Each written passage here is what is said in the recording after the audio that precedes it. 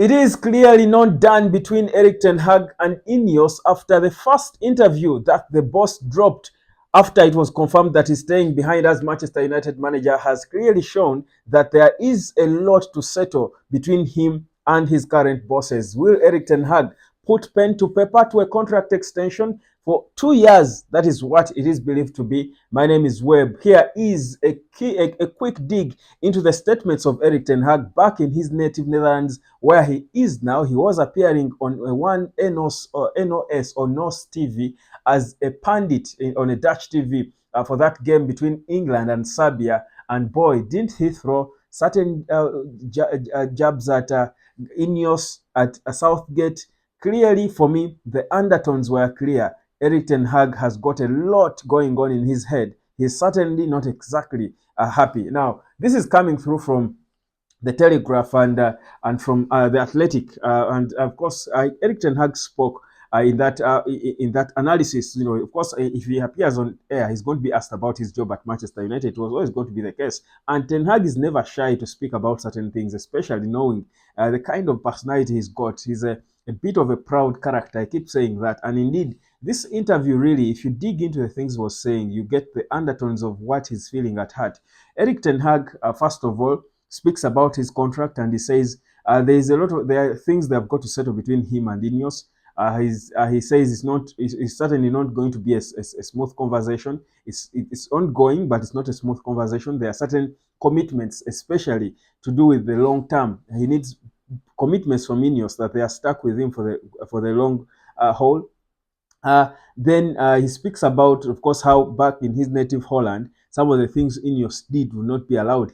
In his own admission, he said, and even mentioned the name Thomas Tuchel, that Ineos told him that they spoke to Thomas Tuchel, but he says they came down to the conclusion that they've got the best manager.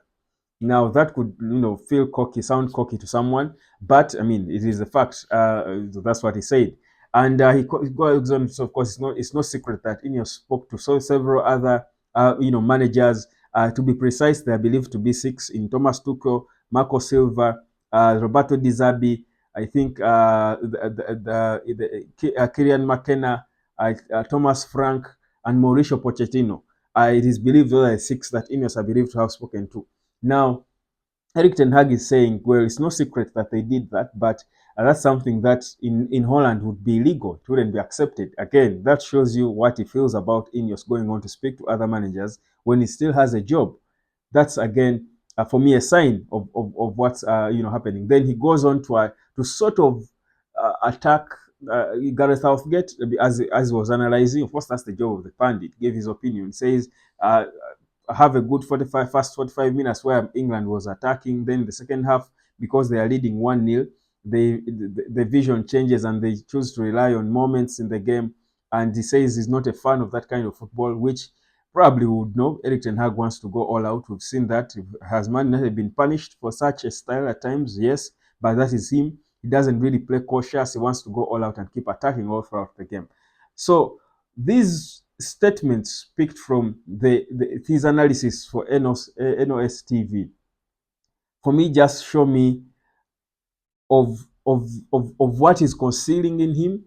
I think he clearly knows that Ineos were not really for him, hadn't they failed to get options, or probably hadn't the supporters of the club come out and up in arms to back him. I get the sense that Erik Ten Hag is trying to play out to stay for as long as his contract is done and leave and move on. That's the sense I'm getting. And with this, I wouldn't be surprised if Erik Ten Hag makes it extremely difficult for Ineos to allow his terms for a new contract. He's probably going to stay on and try to speak to them of a new contract, but make it extremely difficult for them to bow down to his tune. If they do, he might sign, because at the end he will be the winner. Because remember, Ineos' new approach is to see him become head coach, usurp most of his powers when it comes to transfers, reduce his transfer powers a lot. But by character, and I've been saying this even before this interview consistently, that Erik Ten Hag's personality, his character, he has got a Dutch arrogance to him, a Dutch pride, and the fact that he has succeeded as a manager certain things I don't believe he would bow down to. He's talking about, terms of his backup staff, backroom staff, and how he's going to have control over those.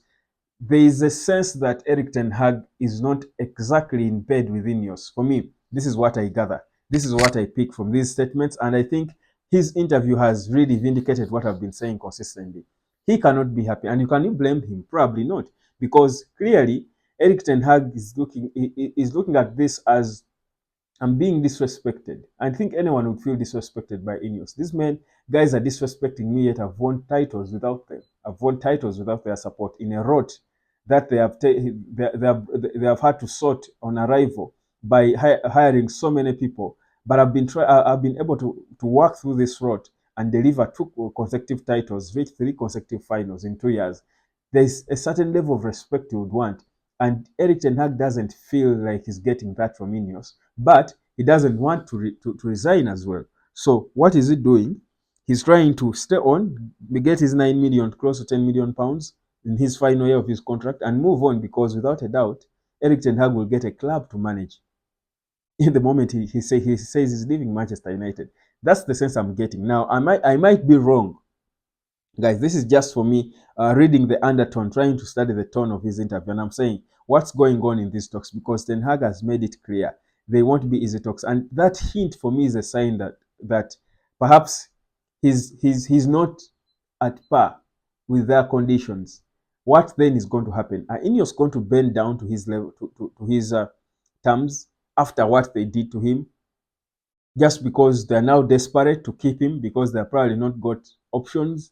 What exactly is the plan? Or will Ineos make use of this as an opportunity to see Erik Ten Hag stay for his final year, and then they part ways after? I feel like, honestly, it's possible, it's highly possible and likely that Erik Ten Hag might stay for 1 year and the two parties come out and announce that they have parted ways, or they have chosen not to continue working together, him and Ineos. It's extremely possible, because Erik Ten Hag, I think, feels betrayed. I dropped a video a couple of months ago, probably, or weeks ago. I was speaking about how the betrayal video. I think I'll tag it in this video, because Erik Ten Hag probably must have felt betrayed by Ineos, because they probably were telling him one thing in the first meetings they had with them, and they were going on to do a whole different thing.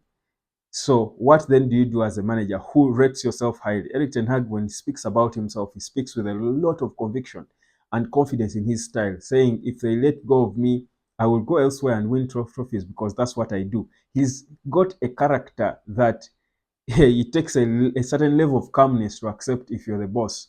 He is a man full of himself who believes a lot in himself. So for me, my thinking is, guys, we may not have a lot of expectation in terms of these contract talks that are ongoing, given what we've seen in that interview that Erik Ten Hag dropped, the first public interview that Erik Ten Hag did on TV in his native Netherlands, and how it's being interpreted. Well, unless a couple of things are got out of context. But I think for me, I like reading between the lines and reading the tone of people when they say certain statements, and that way you can understand exactly what's going on in their head. For me, what is going on in the head of Erik Ten Hag is anger, is disappointment, is I don't care. He's like, he doesn't care now what happens. He just has put it out there. At the end of the day, he has won anyway. He has won because he stayed when Ineos had chosen to go and talk to everyone. Somehow, the hearts of Manchester supporters are with him. So, at the end of the day, there's not so much to lose, is there? My name is Webb. This was a transfer talk, just reflecting on the statements of Erik Ten Hag. Like, share, and subscribe.